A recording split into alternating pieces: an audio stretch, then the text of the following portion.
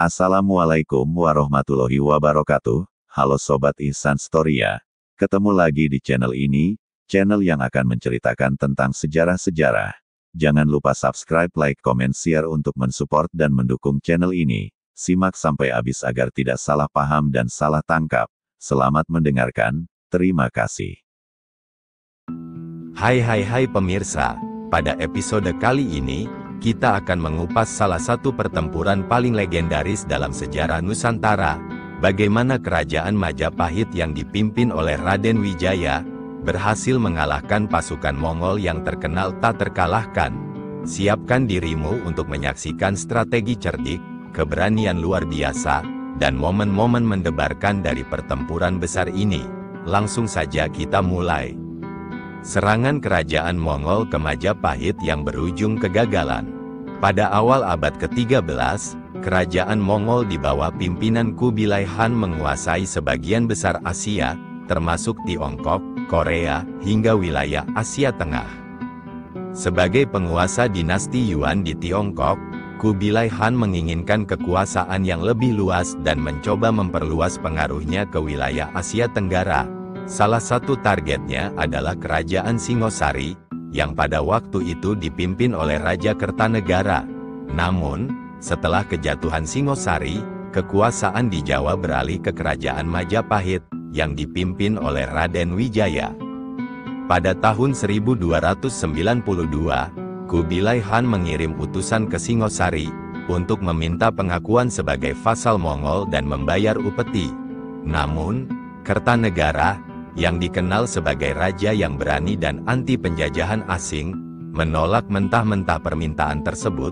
Sebagai simbol penghinaan, Kertanegara melukai wajah utusan Mongol, Mengci, dan mengusirnya dari Jawa.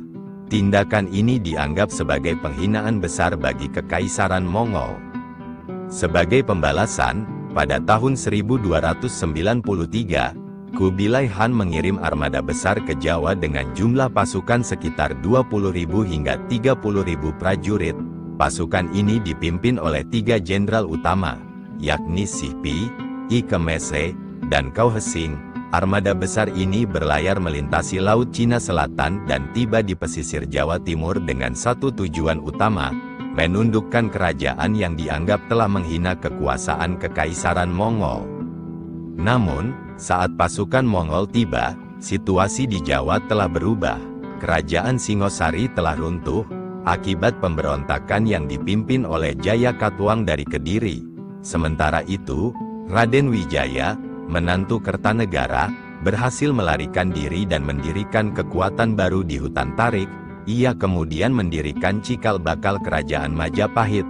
Ketika pasukan Mongol tiba, Raden Wijaya melihat peluang besar untuk memanfaatkan kekuatan Mongol demi membalas dendam kepada Jayakatwang. Raden Wijaya berpura-pura tunduk pada pasukan Mongol dan menawarkan diri untuk bekerja sama. Ia mengaku ingin merebut kembali tahta dari tangan Jayakatwang. Para jenderal Mongol setuju dengan rencana ini. Bersama-sama, pasukan Mongol dan pasukan Raden Wijaya menyerang Kediri. Dalam pertempuran tersebut, pasukan Jayakatwang berhasil dikalahkan. Jayakatwang sendiri ditangkap dan dieksekusi. Para jenderal Mongol mengira misi mereka telah selesai. Namun, disinilah kecerdikan Raden Wijaya diuji. Setelah Jayakatwang dikalahkan, Raden Wijaya secara perlahan menarik pasukannya, dan bersiap menyerang pasukan Mongol. Ia tahu bahwa setelah misi selesai, Mongol akan meminta upeti dan pengakuan kedaulatan.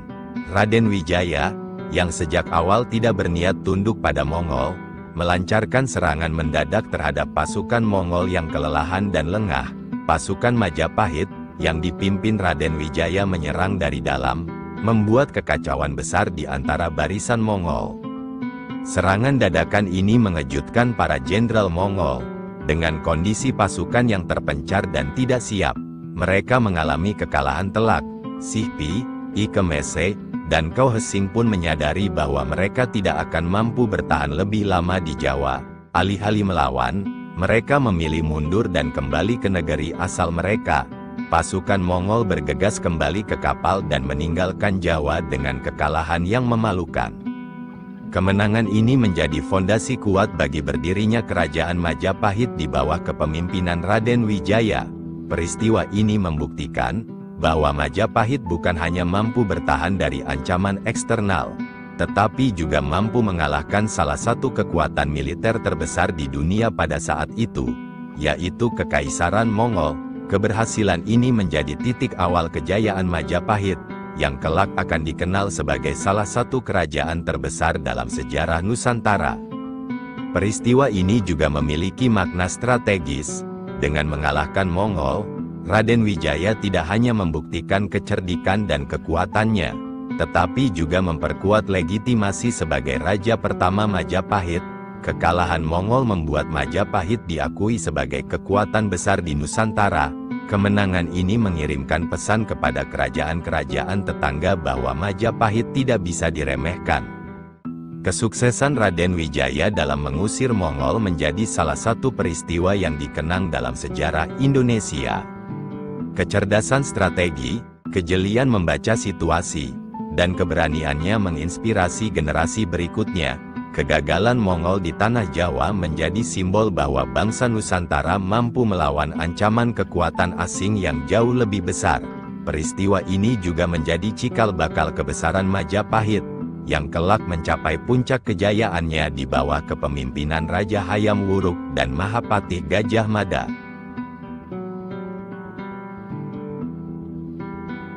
Sebagai penutup, peristiwa kegagalan pasukan Mongol menaklukkan Majapahit pada tahun 1293 adalah bukti nyata kecerdasan, keberanian, dan kepemimpinan Raden Wijaya. Dengan memanfaatkan strategi licik dan kecerdikan politik, ia berhasil mengalahkan salah satu kekuatan militer terbesar di dunia pada masanya. Kemenangan ini tidak hanya memperkuat legitimasi Raden Wijaya sebagai raja pertama Majapahit, tetapi juga menegaskan posisi Nusantara sebagai wilayah yang tidak mudah ditaklukkan. Peristiwa ini menjadi simbol kebanggaan dan inspirasi bagi generasi berikutnya, bahwa kekuatan akal dan strategi yang tepat dapat mengalahkan musuh sebesar apapun. Kegagalan Mongol di Jawa adalah catatan penting dalam sejarah, mengingatkan kita bahwa perjuangan, kecerdasan, dan semangat juang adalah kunci untuk meraih kemenangan. Jangan lupa untuk like, komen, share, dan subscribe agar kamu tidak ketinggalan kisah-kisah sejarah epik lainnya. Dukung terus channel ini agar bisa menghadirkan konten yang lebih menarik dan informatif. Sampai jumpa di video selanjutnya. Saya Ihsan, izin pamit dari video ini.